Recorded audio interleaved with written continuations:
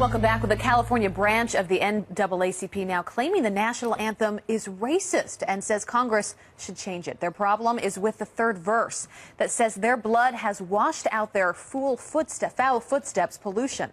No refuge could save the hireling and slave from the terror of flight of the gloom of the grave. Do they have a case? Here to weigh in is Alveda King, the niece of Dr. Martin Luther King Jr. Alveda, tell us what this is all about.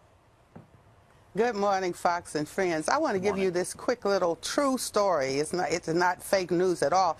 But I was with some school children yesterday and with adults and parents, and the school had been honoring Veterans Day. The little children were singing the Star Spangled Banner, and it's a catchy tune, and they liked it. So the adults all around were tense, including me, and some were like, Key was a racist, which seems to be true if you really study that history, and all of that. And yet he was angry that one of his friends had been pulled into the melee, into slavery, servitude, and all of that. So the little kids were like, well, what's wrong with the song? What's wrong with the song? And then it occurred to me, it's not the song, it's not the flags, it's not the Confederate statutes, but it's our hearts. We need a transformation of the heart. We're one blood. Acts 17:26, we're all human beings. So we're still fighting and wanting to bury the hatchet in each other's backs, not take the hatchet out and embrace each other and get healed.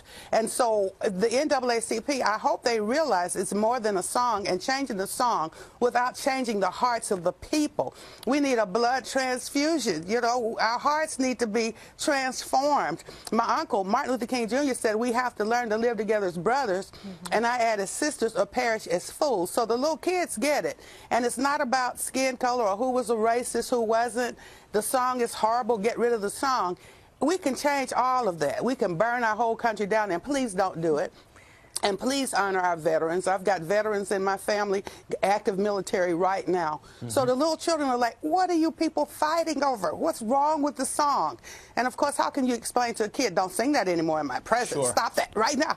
It's just, oh, it's amazing. Alveda, it seems that when you do that, you divide us even further. The NAACP calling it one of the most racist, pro-slavery, anti-black songs in the American lexicon, of course referring to the third verse, which in and of itself has some historical questions, because it may have been referring to the British as well, who were invaders in 1812. The British were mixed into it. Yeah, one of my favorite songs happens to be statement? Lift Every Voice and Sing, by the way. I love Lift Every Voice and Sing.